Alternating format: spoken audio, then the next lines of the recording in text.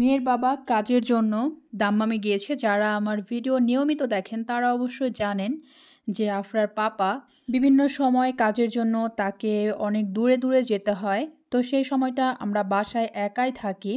তো আজকেও বাসায় আফরা আর আমি একাই ছিলাম। আর ওর আব্বু যাওয়ার সময় অনেক বেশি তাড়াহুড়ো ছিল। যদিও বেশ কয়েকটা বাজার সদাই করে দিয়ে গিয়েছে, কিন্তু আরও টুকটাক যেই কিছু কেনাকাটা ছিল সেগুলো কিন্তু ওর আব্বু করে দিয়ে যেতে পারেনি। কারণ মাসের প্রায় মধ্যবর্তী অবস্থায় চলে এসেছিল। ২-৩ দিন লেট হয়ে গিয়েছিল, এর জন্য আর দেরি না করে তাড়াহুড়া করে বাসার থেকে উনি দাম্মামের উদ্দেশ্যে রওনা দিয়ে দেন। তো সেই টুকটাক কিছু কেনাকাটা করার জন্যই আফরা আর আমি আজকে বিকেলবেলা বের হয়েছি। তো চলুন শুরু করা যাক আজকের ভিডিও। হ্যালো এভরিওয়ান, আসসালামু আলাইকুম। কেমন আছেন আপনারা সবাই? আশা করছি সবাই অনেক বেশি ভালো আছেন। আলহামদুলিল্লাহ, আপনাদের সবার দয়ায় আমিও ভালো আছি। তো বাসা থেকে বের হয়েই আমাদের বাসার যে ময়লা ছিল সেই ময়লা বাহিরে ডাস্টবিনে, বলদিয়া টাঙ্ক বলে এখানে, ওখানে ফেলে দিলাম। দিয়ে চলে আসলাম একদম মেন রোডের কাছে। এখানে এই জুডে আসলাম আমরা। জুডে এসে আফরার জন্য একটা হটডগ নিলাম। ও হটডগ খাওয়ার জন্য বেশ কয়েকদিন ধরে বায়না ধরছিল। তারপরে সামনে একটা দোকান ছিল, বাঙালি ভাইয়ের একটা দোকান। তো ওইখানে আফরার পাপা আমাদের যেতে বলেছিল। এখান থেকে আমরা মুরগি কিনে নিয়ে আসলাম। তারপরে এইদিকে আবার আরেকটা শপিং মলে চলে আসলাম। এখান থেকে হুইল পাউডার নিব। বাসায় ডিটারজেন্ট শেষ হয়ে গিয়েছে কাপড় কাচার, তো সেটাই এখানে নিতে আসলাম। তো এখানে এসে দেখলাম যে ছোটোটারও যে দাম বড়টারও সে দাম। তো এর জন্য আমি বড় একটা ডিটারজেন্ট পাউডার নিয়ে নিলাম। আর আফরা এখান থেকে কিছু খাওয়ার জন্য জিনিস হাবিজাবি নিয়ে নিল।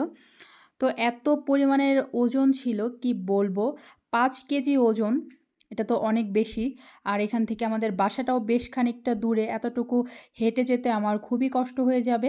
তার মধ্যে আফরার পাপা যখন শুনেছে আমরা বাইরে এসেছি, উনি তো একটু পরপরই কল দিচ্ছিল। রাস্তার মধ্যে এমনি ওজনওয়ালা জিনিস নিয়ে হাঁটছি, তার মধ্যে আবার বারবার ফোন দিয়ে কথা বলা খুবই বিরক্তিকর। ফোনটা রেখে আমি তাড়াতাড়ি হাঁটা শুরু করে দিলাম। এদিকে হাত একদম লাল হয়ে আমার কেটে গিয়েছিল, এত ওজন।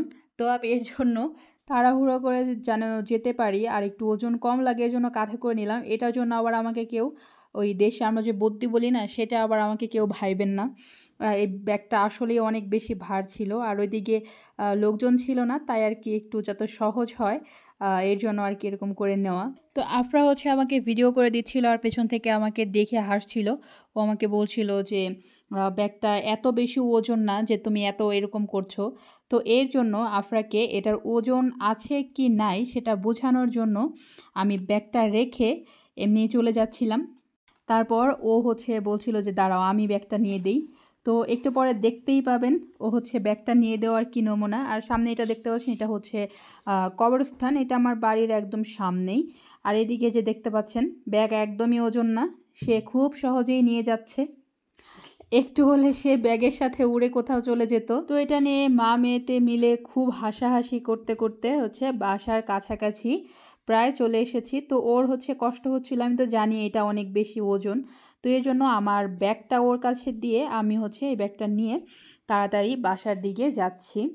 তো এই যে এদিকে গোরস্থানের সাথেই একটা বড়ই গাছ আছে। তো এইদিকে সৌদি আরবে অনেক বড়ই গাছ, আর এত সুন্দর লাল লাল হয়ে পেকে থাকে। কেউ কিন্তু এই বড়ই খায় না। তো আমি যাচ্ছিলাম এদিক দিয়ে, এই সময়টাতে গাড়িও কম থাকে, মানুষও কম থাকে, মানুষজনও থাকে না খুব একটা। তো আফরা আর আমি গল্প করতে করতে হাসাহাসি করতে করতে যাচ্ছিলাম।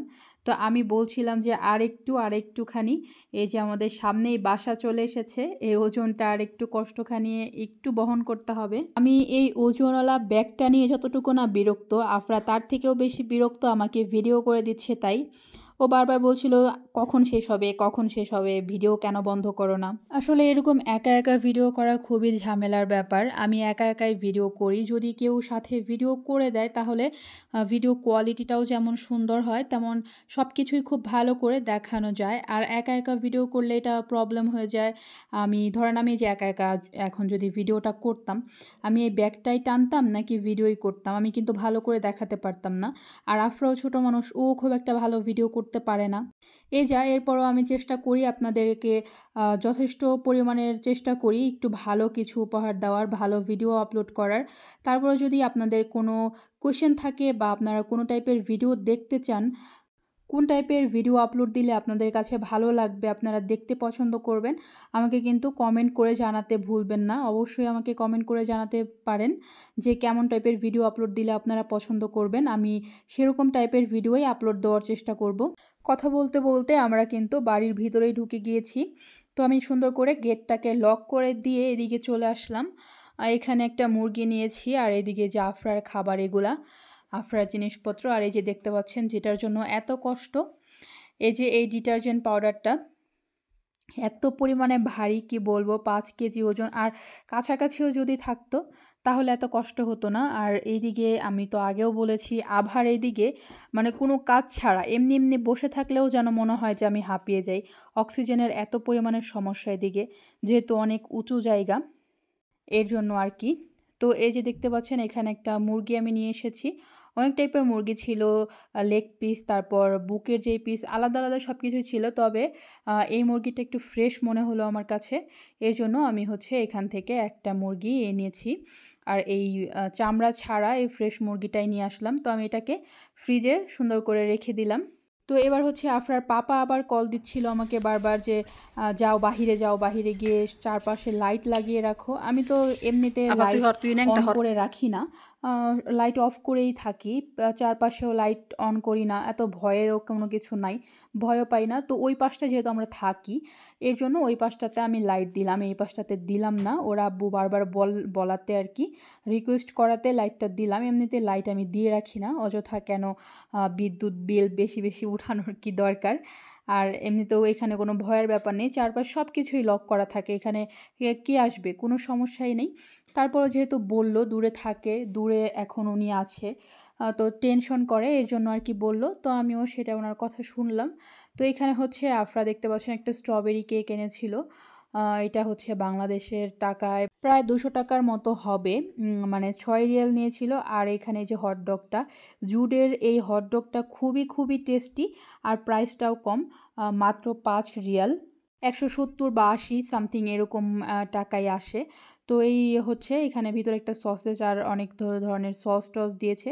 আর এখানে একটা মার্শম্যালো এনেছে।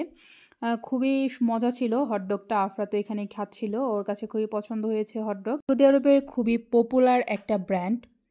এইখানে সব কিছুই শর্মা, তারপর বলেন হটডগ, বার্গার, সব কিছুই মজা। তো আমরা মাঝে মধ্যেই খাই। আর এদিকে হটডগ খাওয়া শেষ করে আফরা স্ট্রবেরি কেকটা খাচ্ছিল, এটাও বেশ ভালোই ছিল। আজকের মতো ভিডিওটা এই পর্যন্তই। আমার ভিডিও কেমন লাগলো বা আপনারা কোন টাইপের ভিডিও দেখতে চান, আপনারা কিন্তু অবশ্যই অবশ্যই আমাকে কমেন্ট করে জানাতে ভুলবেন না। পরবর্তী ভিডিও আসার আগ পর্যন্ত আমার চ্যানেল এবং আমার ভিডিওর সাথে থাকবেন। সবাই ভালো থাকেন, সুস্থ থাকেন, আল্লাহ হাফেজ।